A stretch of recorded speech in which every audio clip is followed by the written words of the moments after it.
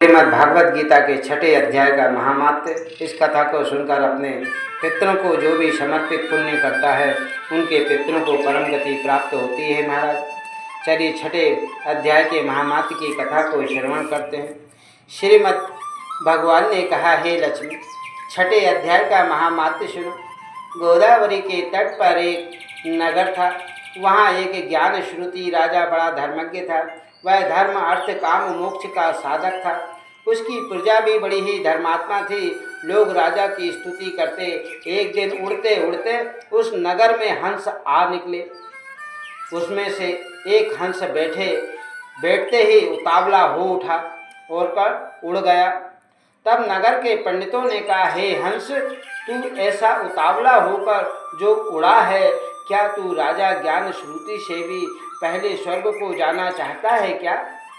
तब उस पक्षी के सरदार ने कहा, हे, इस प्रकार से मैं एक रैयक मुनि ऋषिवर श्रेष्ठ हूँ। वह वैकुंठ का अधिकारी होवेगा। वैकुंठ लोक स्वर्ग से भी ऊंचा है।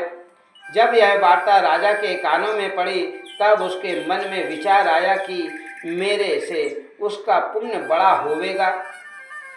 जिसकी यह हंस स्तुति करते हैं उसके विचार किया कि उसका दर्शन करना चाहिए। राजा सारथी के साथ रथ पर मंगवाकर तुरंत ही चल दिया।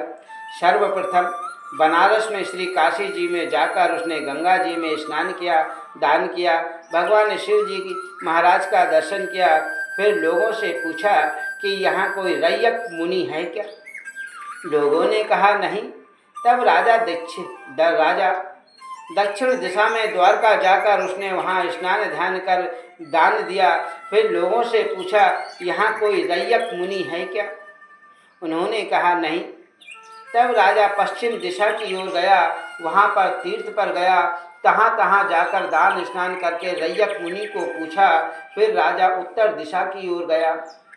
बद्रीनाथ जी को भी गया।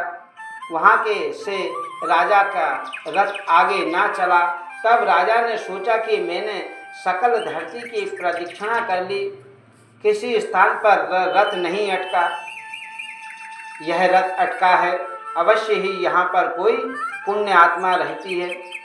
चारों क्षेत्रों की परिक्रमा करने के बाद मेरा रथ नहीं रुका, यहाँ पर आकर रुक गया, तो अवश्य यहाँ पर कोई पुण्य आत्मा होगी जिससे के तेज से मेरा रथ नहीं चलता।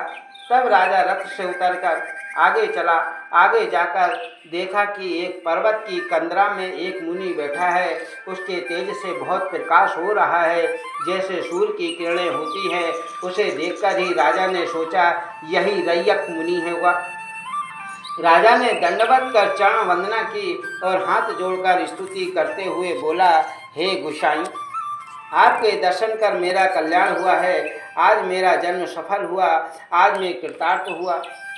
तब रैयक मुनि ने राजा का आदर किया और कहा, हे पृथ्वीपति, तू चार धाम के परस हारा धर्म को साधने वाला है। तू पुण्य आत्मा है। सत्कार सहित राजा को अपने पास बिठाया और कंदमूल मंगवाकर राजा को दिया। तब राजा ने मुनि से पूछा, आपका तेज किसके बल से है? तब मुनि ने कहा, हे राजन, मैं तो अतीत जटाधारी भस्मांगी कोपिन धारी हूँ। पुण्य क्या करता था, माया मेरे पास नहीं है। पर हमारे यहाँ एक बात है, नित्य गीता के छठे अध्याय का पाठ करता हूँ। इस कंदरा से उसी का उजाला होता है महाराज। यह सुनकर राजा ने अपने पुत्र को बुलाकर कहा, हे पुत्र, आज से तू राज्य कर, मैं तीर्थ को चला जाता हूँ। इतना कहकर राजा ने राज त्याग दिया। रैयक मुनि से गीता के छठे अध्याय का पाठ करना आरंभ किया। इस पाठ के प्रताप से राजा त्रिकालदर्शी हुआ। इस प्रकार वन में कई वर्ष बीत गए। एक दिन प्राणायाम करके दोनों ने देह को त्याग दिया। स्वर्ग से विमान आया और उन पर बैठकर वैकुंठ को चले गए। श्री नारायण जी ने कहा, हे लक्ष्मी, यह छठे अध्याय का महामात्य है। जो तुमने सुना, इस छठे अध्याय को सुनकर उसके पुण्य अपने पितरों को देने से उन्हें स्वर्ग की प्राप्ति होती है। मृत्यु पश्चात उन्हें विमान पर बैठकर वैकुंठ धाम के वासी होते हैं। महाराज, इस परम पुण्य कथा को सुनने के लिए इस चैनल को लाइक और सब्सक्राइब अवश्य करें।